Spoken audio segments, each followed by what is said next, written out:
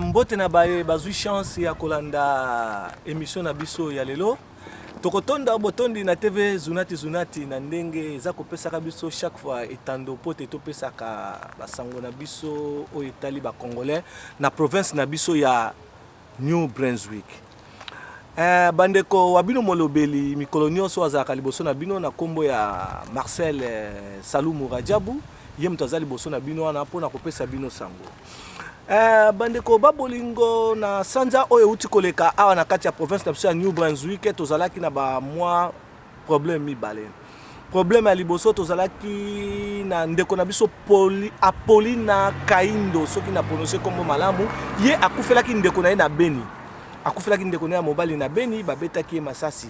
Matanga ezalaki epa na ye kasi ezalaki mwa mawa mingi parce que poto monaki colonie ekomaki te toyebi te mpona nini bayaki te wana nde toyebaki te kasi tomoni kaka ndambu ya bato basistaki ndeko Apolina na Matanga mais toyebi te so colonie ezwaki nouvelle to ezwaki nouvelle te.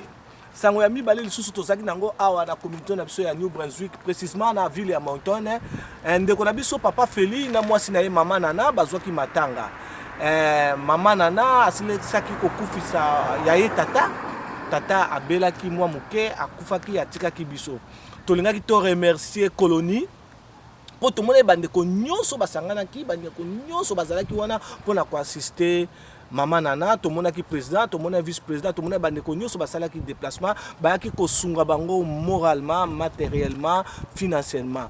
Et la kisaki moi bolingo eza na kati ya colonie kasi to regrettaki muke parce que oyo famille ya papa Feli ba profitaki famille ya Apolina ba monaki yango te. Yango tonga to bisa colonie mbala sima baye ba ndenge nini bakoki kokabola kalikambu soki likwe. Pona sango ya mibale oyo tolingaki topesa bino ezali sango ya makambo moko elekaki na katikati ya colonie congolaise na Toronto. Mais liboso na banda kopesa bino sango na oyo elekaki na fille azaki na Toronto akitaki na Ottawa pona banda kopesa bino sango na Ottawa na kopesa bandeko mibale misatu mbote bao baza na kati ya Montréal. Na kopesa mbote na Eric Le Confort ye azakuna na kati ya Montréal Eric bambote ebele na pesi mbote na mama Patricia Panya Kade Patricia Kade ye aza na Montréal na pesi susu mbote na Patricia Mpanya ye pe aza na katikati ya Montréal. Bandeko babolingo likambo moko elekaki na Montréal vraiment eza mawa mingi na kati ya colonie congolaise. Toza kolobela likambo ngo parce que biso nyonso toza na kati ya Canada. Bango baza na province ya Québec, biso toza na province ya New Brunswick, mais biso nyonso toza ba congolais. Vraiment ngai na remercier mingi ndeko Marie Laure na musala za kosala ya kopanzaka ba information. Soki biso pe tozwaki information tolanda kaka ndenge ndeko Marie Laure alobaki yango na kati ya émission songi news. Vraiment Marie Laure bisiko zali nzambe atonda obotondi na misala za kosala bandeko za mawa mingi na ndenge tolandi bilili na makambo ndenge lekaki ndeko na biso na kombo ya mwasi Chouchou. Ndeko na biso ya kombo ya mwasi Chouchou bawelelaki mobali na leki na biso moko ya moke na kombo Hélène. Chouchou amemaki batu na kati ya ndaku po bakende ko violer ye kosala ye babizala na koloba mingi te parce que bino nyonso bosi bolandaki yango. Tongai toyebisa na famille ya Hélène ke biso awa communauté congolaise ya New Brunswick nyonso mobimba toza na bango sima na bango pona ko soutenir bango esalaki biso mawa na pasi komona ba video ya ndenge wana ya bolumbu ya mutakala na katikati ya YouTube ndeko Chouchou na tosepeli mingi te na moni oza mwasi kitoko vraiment mais makambo sali ndeko na ngai vraiment est-ce que yo kenaka tanda kwa nzambe est-ce que yo sambelaka likambo sali ndeko na biso vraiment esali biso pasi na communauté ya New Brunswick vraiment toko remercier nzambe parce que buzoba wana ezali awate toza na terre sainte jamais au monde au Congolais bundaki Congolais salaki bo Congolais salaki bo vraiment nzambe apambola biso yana toza na kati ya terre sainte comportement ba Congolais ya mabe wana tozolinga même boya na New Brunswick te tolingi buzoba na bino kuna boza ko memate bozo sala kuna te boya la biso vraiment ezali soni pe mawa ndeko Chouchou makambu yo sali.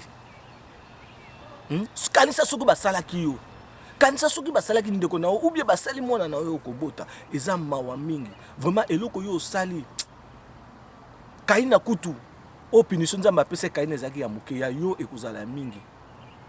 Et puis ozobosa toza na mboka nini Canada mboka ya loi basakanaka te ndeko na ngai tosi tokike makambo ekomi na justice tika kaka justice akata asala misala na ye asala musala na ye vraiment to regretter so bandeko misu ba congolais bozana ba comportement ndenge wana botika pe ete ya bino bomoni place ndeko shushu akeite suka na ye ndenge koleka tokoyebisa bino vraiment mes famille o Hélène vraiment toza na sima na bino tozo soutenir bino ba congolais nyonso ya New Brunswick mobima ba sepeli na acte wana te na kotika pe ndeko na ngai toza na ye awa Thierry Kabangu ye pe ako expliquer aloba na ndenge avi na ye ndenge ya moneli po ye alingaki apesa avi na ye ndenge ya moneli vraiment po na ngai na suki awa tozela ndeko Thierry akoya kolobela bino ndenge ya moneli makambo yango. Oui, mon nom c'est Thierry Kabangu. Je suis là pour réprimer l'acte de violence que notre sœur Chouchou a commis. Vraiment, c'est un acte très mauvais qui porte à la personne de notre sœur Hélène. Mais comment se fait-il qu'une belle femme kassaïenne, moi je suis kassaïen, mais vraiment c'est désolé, c'est vraiment, nous sommes indignés de voir tout ce qui se passe là-bas. Comment se fait-il quelle audace est-ce que vous avez avoir pour aller jusqu'à aller faire quelque chose comme vous l'avez fait? C'est une violence. Mais ici au Canada, comme mon frère Marcel l'a déjà dit, c'est un état de droit. C'est une nation où on suit toutes les lois à la loupe. Toutes les règles sont suivies aussi. D'où, ce qui va t'arriver, tu vas en être responsable. Nous sommes ici au Canada, il y a beaucoup de choses qui se passent. Nous sommes ici à Nouveau-Brunswick. Nouveau-Brunswick, c'est une petite ville, mais est-il que les gens qui sont ici sont les gens qui se respectent. À Toronto, à Ottawa, partout là, nous avons des frères et sœurs. Ce n'est pas tout le monde qui est mauvais. Mais est-il que pour les gens qui ont tendance à avoir des comportements pareils, comme les comportements de notre sœur Chouchou.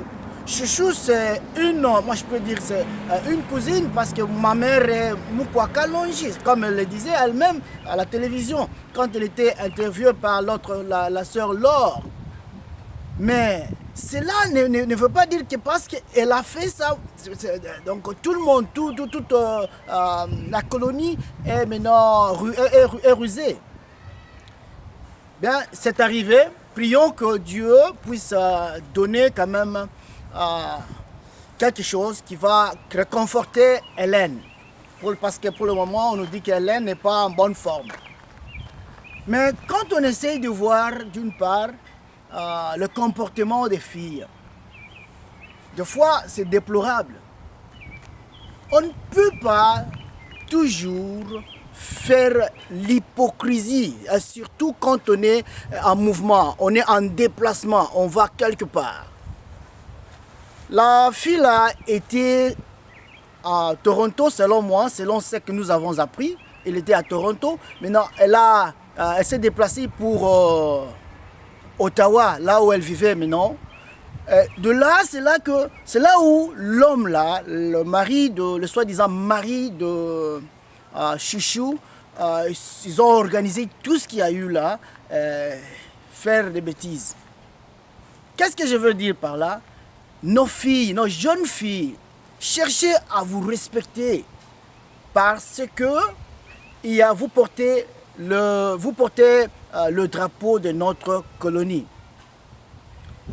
Ceci étant dit, on va du côté de la sœur.